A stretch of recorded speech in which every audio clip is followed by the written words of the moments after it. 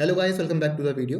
आज इस वीडियो पे यहाँ पर हम देखने वाले हैं कि ऐसी कौन सी दो चीज़ें जो आपको अपने क्वेश्चन पेपर में यहाँ पर नहीं लिखनी है। तो सबसे पहली चीज़, क्वेश्चन पेपर में आपके यहाँ पर कोई भी पेन यूज़ नहीं होना चाहिए। यूनिवर्सिटी की साइड से आपका पूरा यहाँ पर स्ट्रिक्टली प्रोहिबिटेड है कि आपके क्वेश्चन पेपर में यहाँ पर कोई भी ब्लू ब्लैक पेन यहाँ पर कुछ नहीं होना चाहिए। और दूसरी बात, पेंसिल भी आप यहाँ पर यूज़ नहीं कर सकते हो।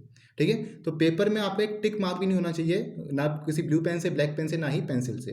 अगर आप गलती से यहाँ पर कोई टिक मार्क कर लेते हो तो आप इमीडिएटली यहाँ पर जो आपकी इन्विजिलेटर है क्लास में, आप इमीडिएटली यहाँ पर पेपर एक्सचेंज कराओ। क्यों? क्योंकि आपके यहाँ पर कभी भी फ्लाइंग वगैरह आ सकती है। आपका फ्लाइंग स्क्वाड आता है जिसे हम कहते हैं आपका एक्सटर्नल इन्विजिलेटर भी, तो कभी भी आपके यहाँ पर आ सकता है और कभी भी किसी की वहाँ पर चेकिंग हो सकती है।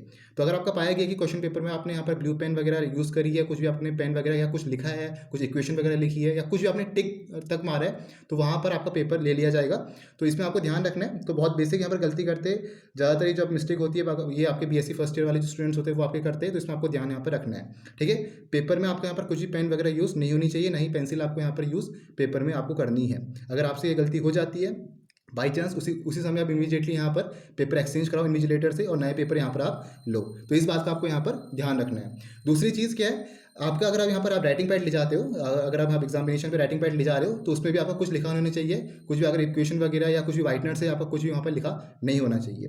ठीक है, और दूसरी बात क्या है आपका यहाँ पर, अगर आप यहाँ पर रफ वर्क करना चाह रहे हो मैथमेटिक्स में या फिजिक्स के न्यूमेरिकल्स वगैरह में, तो जो आपके पास आंसर शीट मिलती है तो लास्ट के 3-4 पन्नों पे आपको यहाँ पर वो रफ वर्क करना है। क्वेश्चन पेपर में आपको यहाँ पर कुछ भी इक्वेशन वगैरह कुछ भी आपको यहाँ पर नहीं लिखना है। आप यहाँ पर जो आपके पास आंसर शीट है उसके लास्ट में जो आपके 3-4 पन्ने वहाँ पर आप अपना रफ वर्क करो।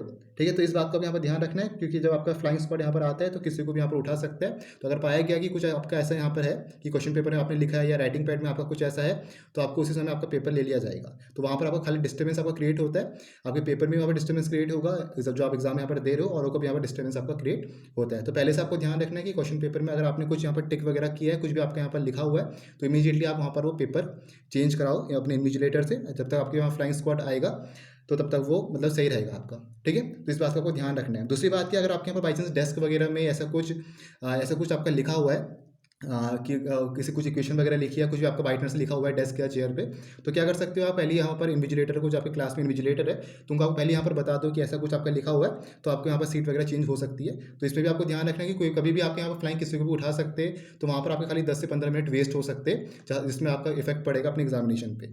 ठीक है, तो पहले से आपको प्रिपेयर रहना है कि क्वेश्चन पेपर में कुछ नहीं लिखना है, ऊपर से आपके जो राइटिंग पैड है वो आपका यहाँ पर पूरा क्लियर होना चाहिए। तो इन बातों का आपको खास यहाँ पर ध्यान देना है। ठीक है, बहुत बेसिक चीज़ है। ज़्यादातर जो BSc first semester, BSc first year के जो स्टूडेंट्स हो, ज़्यादातर ये मिस्टेक आपकी करते हैं, तो ऐसी गलती आपको नहीं करनी है। क्वेश्चन पेपर आपका पूरा क्लियर होना चाहिए। एक टिक मार्क या कुछ आपका एक निशान तक नहीं क्वेश्चन पेपर में होना चाहिए। बस आपको यहाँ पर रोल नंबर लिखना है। रोल नंबर आप लिख सकते हो राइट हैंड साइड में, उसके अलावा आप कुछ यहाँ पर लिख सकते हो अपने पेपर पे। ठीक है, तो अगर ऐसा होता है तो आप इमीडिएटली पेपर एक्सचेंज कराओ और नया पेपर आप यहाँ पर लो।